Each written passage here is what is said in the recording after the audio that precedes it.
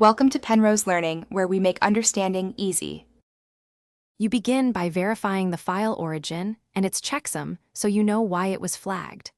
Once done, move the media into an isolated folder and turn off auto-open to avoid accidental execution.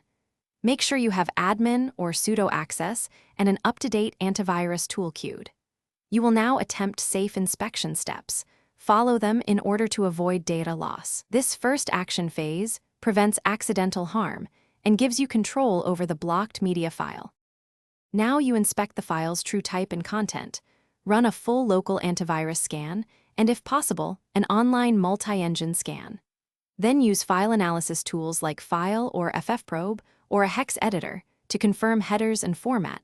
This determines whether the media is misidentified. Next, extract metadata and create a quarantined copy so you can safely test repairs. If the header is corrupt, you will attempt header repair or container rewrap. That preserves streams without executing any embedded code. Finish by rewrapping or repairing the container using FFmpeg or a trusted repair tool.